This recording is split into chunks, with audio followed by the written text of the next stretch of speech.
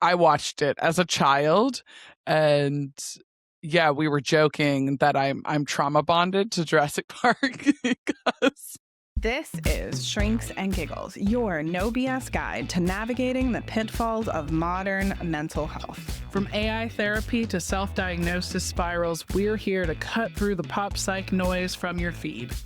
I'm Melissa. And I'm Michaela, your psychologist BFFs. Let's dive in. welcome back to Shrinks and Giggles. I'm Michaela.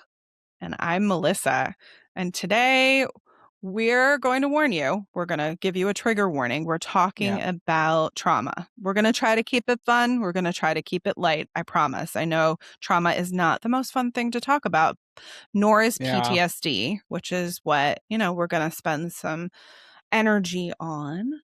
But we're going to try to just talk about, how popular trauma has become in our society to talk about, to reference, to give a nod to.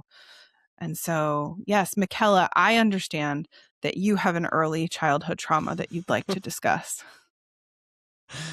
Yeah, when I guess it came out in the mid 90s, we'll say. Jurassic Park came out, and I watched it as a child, and yeah, we were joking that I'm trauma bonded to Jurassic Park because it's now one of my favorite movies and I watch it repeatedly.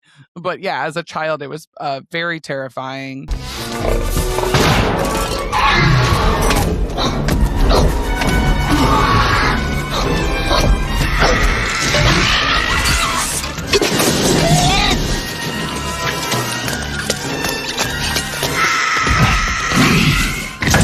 There is like a story that is constantly told is I would sleep with the hall light on, and then if I had a bad dream, I would stand like right on the edge of where the light was and just like scream scream for my parents. Like, they'd have to wake up from their sleep, but I would not walk across the dark house and go get them. Oh, I see. Yeah. So we were chatting a little bit about like the content you are exposed to as a child and how your mind kind of tries to understand it. And it turns a little scary. It does turn scary. Yeah. No, I was sharing a similar phenomenon. Yeah. Where, I mean, this is way back, but when, they had video rental stores. Yeah. And you walk in and there was one that was just, family owned or whatever. For whatever reason, they had front and center a fair number of horror movie videos, and one of them had a toilet with a gremlin coming out of it. And for the life of me, it just terrified me to conceptualize that something could crawl out of the toilet. So my sister and I both, for the longest time, I mean, honestly, her response was even more amplified, probably because my father once flushed a rather large fish that had been dead in our tank down the toilet as well. But right, and she thought it was going to come back, I guess. But as a fish ghost, maybe, yeah. She zombie. Refused to use a bathroom for the longest time. That's so great. Yeah, that's so funny. I mean, it was one of those like algae eaters. They are creepy looking, to her credit, entirely. Yeah. Fish are creepy. They are. Yeah, for sure. So yes, I mean, that was both the fish, now that I'm thinking about it, and the concept of the gremlin. I mean, both very unsettling ideas. No one likes the idea of something crawling out of the toilet, particularly when you use it in your most vulnerable state. So yes, very traumatic. Mm-hmm. No, for sure. I don't know if anyone experiences that over like a porta potty. I hate porta potties because of that. You have no idea what it's like living in the porta potty. If someone leaves the lid up, what's crawling in there? Yeah, no. Real gross. So yeah, the gremlin crawling out of the toilet would have definitely affected me. Ghost. Remember Ghost? Oh, I do. The little shadow demon things that would come. Oh, kind of. Okay. Yeah. You know what I'm Okay. talking about? Yeah. We'll throw in a clip.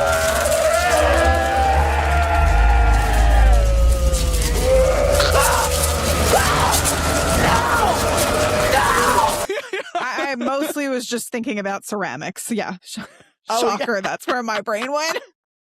Yeah. It's like heavily, what is it? Marketed as a like sweet love story. I mean, I openly concede it has the creepy part, but yeah.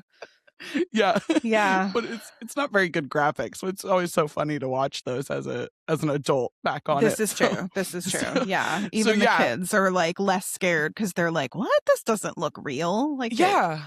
but in that era, you were like, oh, Mhm. wow. Right. Yeah. Although I was No. distracted by Patrick Swayze, clearly. So Mhm. there's Yes, that. Yeah. clearly we understand who you enjoyed from that film.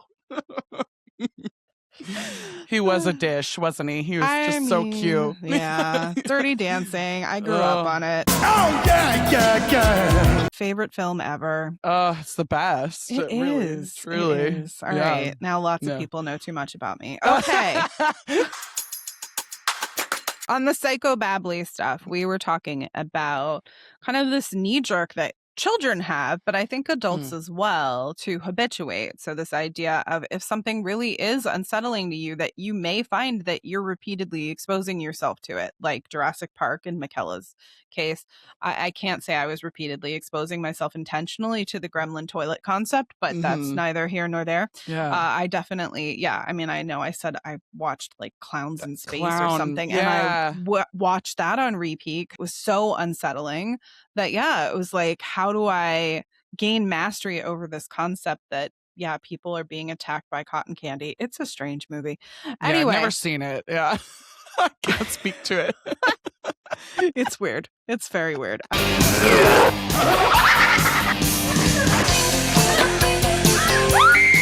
I don't think I'd watch it as an adult because I'm like, all right, I rehearsed that enough. I'm habituated. It's not interesting for me to be exposed to again. No. Yeah, no, but nonetheless, yes, it's integrated into my system. I feel like I have better understanding. And so I would argue with these small traumatic things that we experience that, we kind of do go through a process of integration, of regulation, to find our baseline again. And so a lot of the stuff out there for trigger warnings and things like that, is maybe speaking to the presumption that certain things have not been habituated. Now, is there validity to certain trigger warnings? Absolutely. Yeah. But there's some popular ones that seem kind of silly right now. Intentionally so, perhaps. Right. Yeah, they're being funny. Yes. We saw some funny ones about pineapple on pizza being some trigger warnings around that, and I also saw trigger warnings on gagging, which is funny as well. Because people do not like, then they're gonna throw vomiting. up. I mean, Which that's a good comparison, right? We have one that maybe is very silly, right? You're not really gonna be that triggered by pineapple on pizza, right? But you may be triggered by someone gagging. That is. I mean, for sure. Yeah, I'm thinking back on the societal evolution of this because I don't know, for whatever reason, somewhere I was, not terribly recently, but within the last year, somebody was playing Fear Factor at some restaurant I was at. And I was like, this would never have aired in current day. Like, no one would have picked this show up. Because you would have had to put a trigger warning for freaking everything. It would have been like, and bugs and creepy crawly things and gags and. Yeah. All right, here comes the first beat down the hatch. Wipeout. That would be another, right? Wipeout. Yeah. I loved Wipeout. It's such a silly show. Yeah. Yeah. But man, the orthopedic bills that those people must have racked up. So we're talking a lot about trauma and possibly somewhat humorous fear and, things like that. We aren't talking about more serious trauma, which, the differentiator here that I think we wanted to use is, all right, what is PTSD? Because people will kind of throw that out there. but they Yeah. don't necessarily even give reference to what that actually means and necessarily even know if they actually qualify as having PTSD. And I know in a prior episode, we talked a little bit about the other thing that's interesting about PTSD is a lot of people who have more developmentally based PTSD will kind of push back against the idea that that is something that they are experiencing. And so, Right, and causing them, issues. yeah. So yeah, we wanted to use Elle Yes. from Stranger Things as our PTSD example. Poor Elle. Because I know, Yeah. poor Elle. We will try not to ruin anything for those of you who have not watched Stranger Things and choose to watch it at some point, but we're using her as a pop psych example for determining PTSD and how we might, be pondering symptoms. Yeah. Yeah. So the first real thing about PTSD is this like exposure to, death, threat of death, violence, in various capacities. I won't go too far into it because we're making it light. But well, death, serious injury, assaults. I mean, I often will ask people because a lot of times people are like, I don't know if I know what trauma means in the context that you're asking me clinically. Right. And usually I will say, have you ever feared for either your or someone's close to you life, well-being, in Safety. any way? Safety, right? Yeah. And that's usually my first kind of differentiator. So if we're talking about Elle, without ruining the plot line here, but to speak to her a little bit. Okay, I mean, pretty much from day one, really, right? From birth. She was born in a lab. Yeah. Ripped away from her mother. Yes. And immediately treated as though she was some form of lab rat. Yeah. Experimented on right. excessively. Right. Physical experiments. Yeah. Various mental experiments, various substances pumped through her body. God knows what those were supposed to be. Yeah. Right. Right. The 1960s psychologists are like, oh, yeah, that was some good stuff we were using. Yeah. Totally. Yeah. Not that that's when this took place. It definitely was in the 80s, but yes. Right. Yeah. Well, late 70s, yeah, early 80s. Right. Yeah. She was probably born, late 60s, maybe. That's actually, true. because she's, they're like, it doesn't matter. They're like 10 in the first. Oh, gosh. Season? They're maybe young. Like 10 or 11. Yeah. They're babies. Middle schoolers, I could see. Yeah. Yeah, like right at the start of that. Yeah. This is important. Right. So she lives in like a constant kind of like, threatening environment. Right.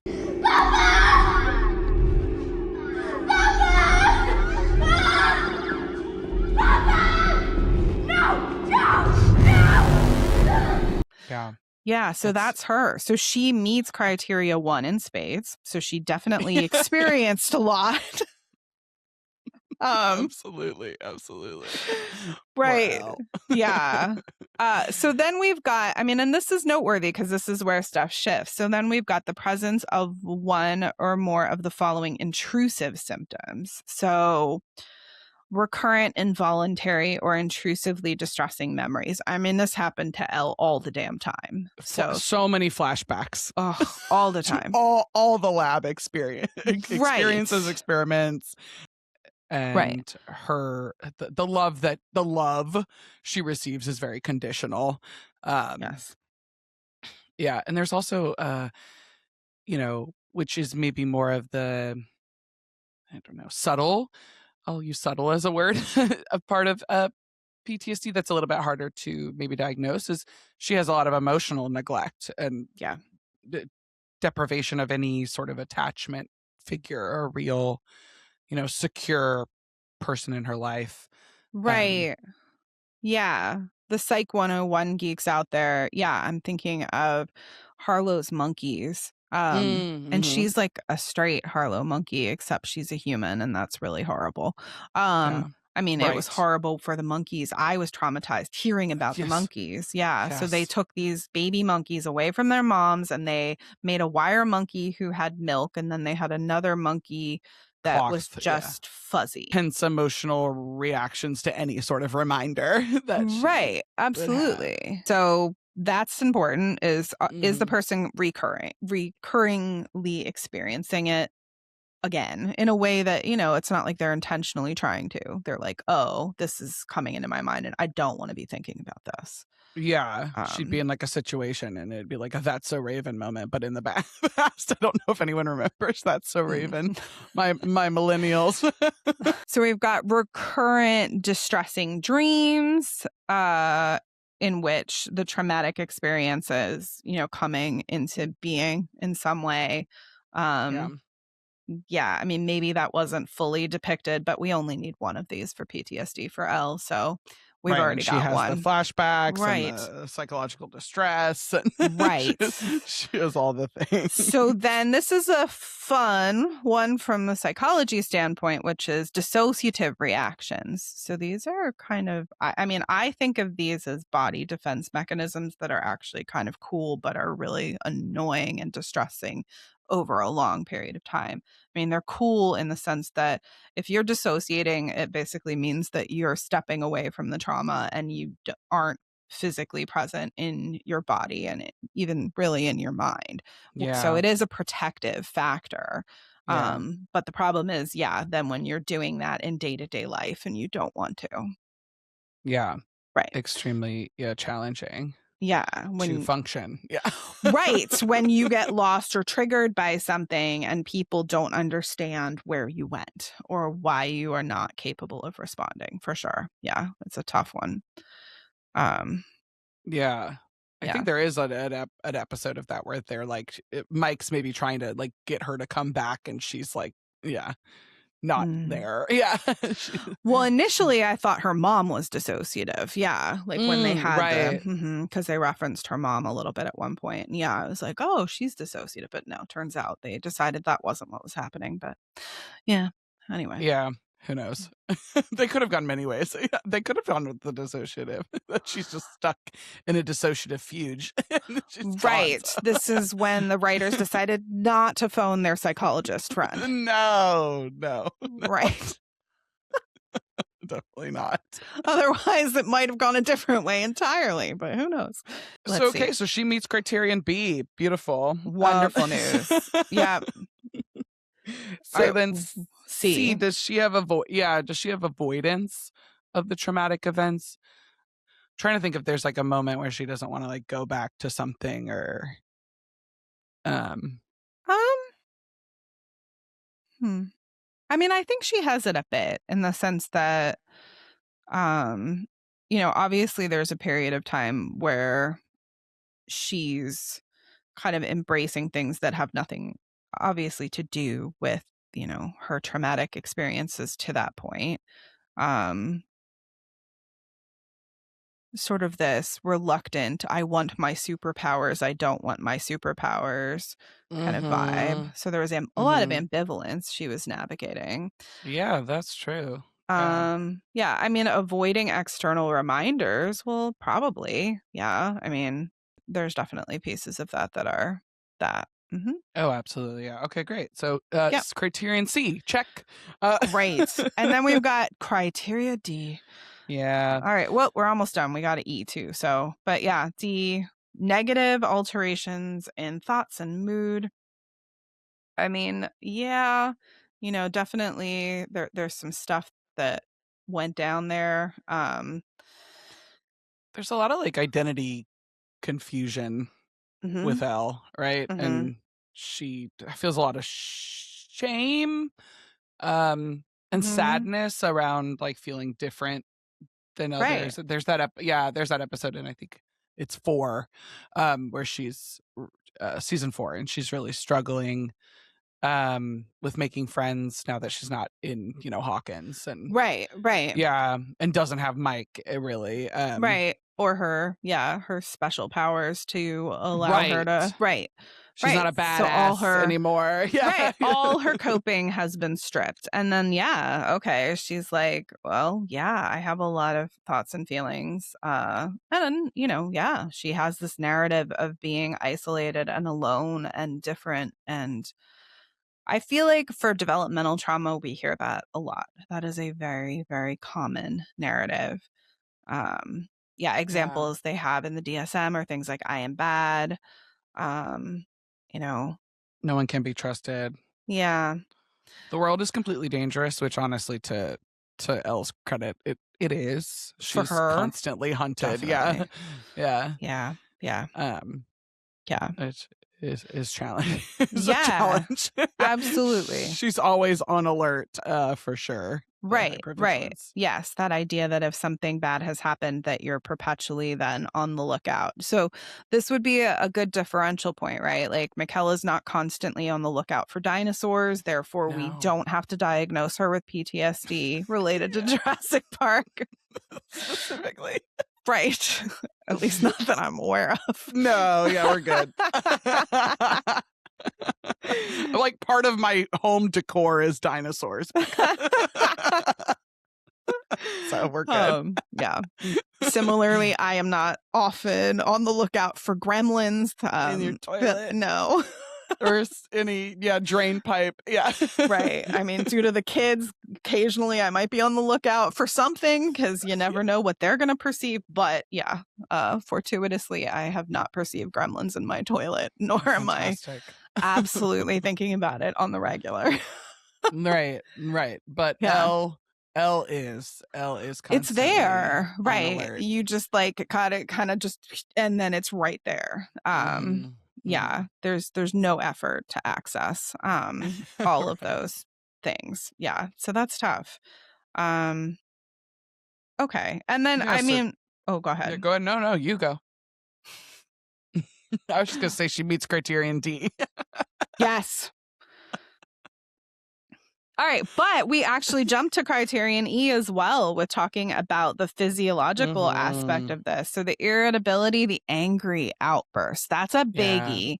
The chronic irritation, possibly aggression. I think that can be confused for a lot of things sometimes. Even it happens to Elle that at one point, like people that don't know her history are, essentially, pathologizing her and being like, and thinking that she's just overly violent. Right. Yeah. And she is violent. So yes. I don't know if it's overly, but I was going to say she's justifiably violent given her life circumstances, I would argue. But for sure.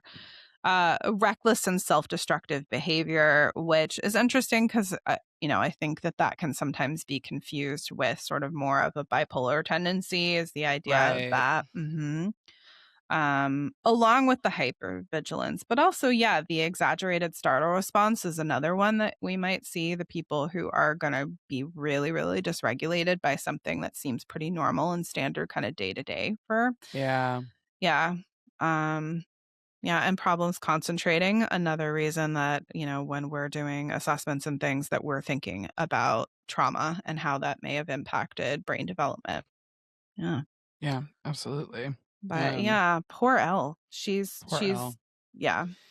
She's really got all that going on and then some. So So we would diagnose her with PTSD. We would diagnose her with PTSD and highly suggest that she seek some therapy. It is causing some functional impairment to her life. Sure, right. She's not able to create meaningful relationships and feel as though she can trust them. She's not able to necessarily focus on any life goals. Develop her identity outside of what is being thrust upon her due to her persistent trauma. Which this is a classic narrative. This is why she's such a popular heroine, I would argue, is that a lot of people are like, I vibe, I get it. Yeah. I have that anger inside me. They're like, I can vibe with them. Right. Yeah, so that kind of takes us into like what clinicians actually look for when they're diagnosing PTSD. Um, Yeah. So we just walked through it with Elle. mm, So, those are the clinical criteria for PTSD. But yeah, we're looking for someone who is referencing trauma. Um, Maybe not even right out the gate. They may be like, I'm having a lot of difficulty concentrating. I can never get started on things. Like they might think they have ADHD. Um, and then, oh, those symptoms only started kind of recently. Oh, when did they start? And maybe someone is able to connect the dots. A lot of times they don't. And, it's more a matter of us being like, oh, okay, well, have you ever had a trauma? And then maybe they disclose that they have. Um, we typically don't pry a lot when we're looking at it from an assessment angle and just trying to figure things out. But what we will do at that point then is, yeah, start to connect the dots in terms of like, okay, so what are the day to day things that are happening for you associated with that? What are the actual impacts? What are actually the things that are triggering you in day to day life? What are the things that are causing problems? And um, functional impairment. So, are you able to do all the things that you need to do in your day and in your life? And that is always the biggie for us. And when we're talking about PTSD, when we're talking about trauma, I mean, it's reasonable to have a response to trauma initially. It's about if it's sustaining itself. And we're living in an interesting space and time where we have all lived through some things that definitely fit under that umbrella. Um, but from a he- clinical standpoint, yeah, we are we are talking about how is it impacting the individual in the day to day and in the broader context. yeah, we all lived through the pandemic, which is like a societal trauma that we all experienced, but we, within the practice, you see how people kind of take that on and experience it in their body, right? So we're looking at how dysregulated does your nervous system become after you experience or you're exposed to some sort of traumatic event. I mean, we've talked about it before, but there was an increase in social anxiety, Mhm. increase in um, depression and Mhm. attentional issues, and ASD. I think people are, experiencing difficulties that go with those. And so yeah, we look at what where's the start of that, and how is it dysregulating you? Um, Yeah.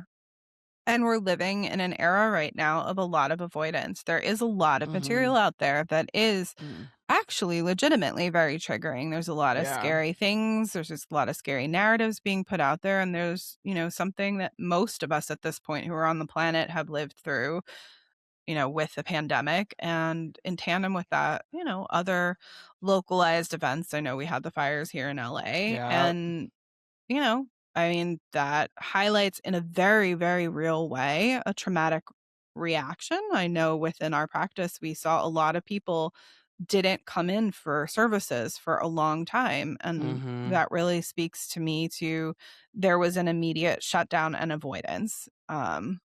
We can't process this. And a lot of very legitimate they needed to deal with very basic needs. And mental health often gets pushed to the side to try to, make sure there's, basic things, food, housing, shelter, clothes. I mhm, mean, those were, being dealt with. People now maybe are dealing a little bit more with, oh, is this still impacting me? And that is maybe where that PTSD window, hits as well. So that said, to end on a lighter note, yeah, while we recognize and acknowledge the impact of trauma and PTSD, and obviously our clinicians at Aspire are here to help in whatever way we can. We thought we'd talk about some cute things that we think should have trigger warnings. The internet is scary, right? Especially for people who are easily triggered, which seems to be everyone. Confidential to your grandma, grow up. Yes, I'll start with saying that Please. I think that any children's show that has an annoying hook should have a warning so that parents can step out and not have to listen to that song, because you will then have it in your head at least the rest of the day. Yeah, exactly. And there should be to play off that, there should be a trigger warning at most theme parks for any ride you're going on, like Mickey's Runaway Railway or the Lego Land with the Everything is Awesome. Just, so you don't go insane from having something stuck in your head. Yes. As we all know from Inside Out, that can erode your mental health and well-being. Right. Triple jump gun, whatever it is. Yes, again. We'll make you smile. Did I ask for the commercial? Where was it we saw it last? Triple then come. No! Like, ah! The poor emotions are losing it. Yeah.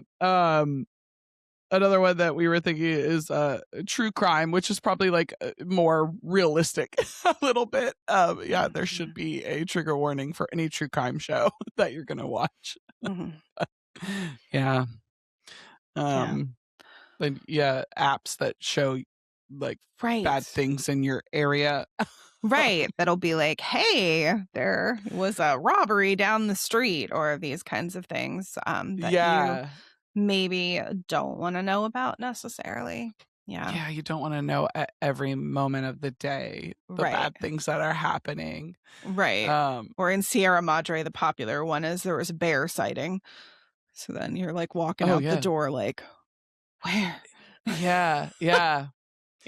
Oh yeah, that reminds me of even like do you remember White Lotus season when they were in Sicily with Aubrey Plaza, I think. And she's talking about how she doesn't sleep, and Megan Faye's like, why don't you sleep? She's like, oh, just because of all the terrible things that are happening in the world. And she's like, oh, I just don't pay attention to those things. So you have your extremes there.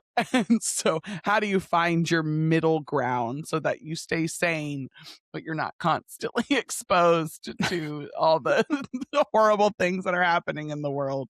Because that does kind of take us to, I guess the point of this podcast is that a lot of people, most of us, experience traumatic experiences or traumatic moments or incidences, and living in the world today with the amount of internet access and exposure to information is going to be traumatic, right? It's going to bring up emotions in you that can be sometimes hard to understand. And I'm not saying do what I did with the Jurassic Park and constantly expose yourself to the traumatic things. Right. As we saw with 9/11, that's not necessarily going to do you a great deal of favor. I do think there's a natural knee jerk that can head that direction.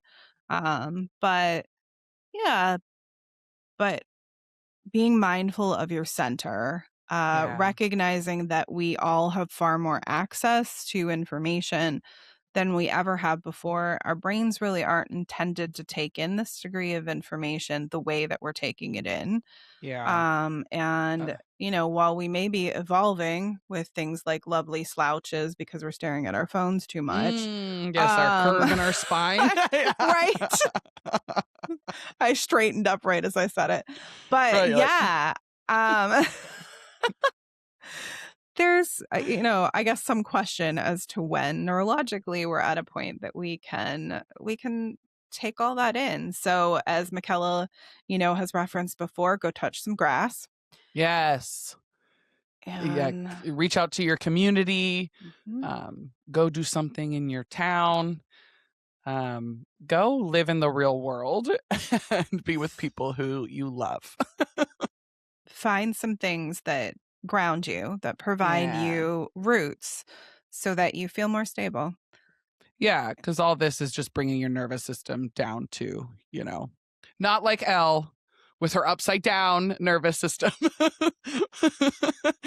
But I had to give it a plug. But I know you did. But yeah, live in the real world and hopefully, find ways to ground yourself. And we have an upcoming podcast episode about mindfulness. So that can play nicely into that. And so tune in for that next time. But thank you so much for joining us. This has been a good episode. Fun episode. Feels weird, but it's been a good episode to talk about the traumas in our lives. Yeah. So thank you. Where humor meets trauma. Yeah. Humor. Yeah, I agree with you. exactly. Clearly, I'm tripping over my own words too. I know. It's a tough one. Yeah. Yeah. But thanks for Yeah. joining. Yeah. Yeah, thanks for join us next time. Like and subscribe wherever you get your podcasts, and we'll see you next time.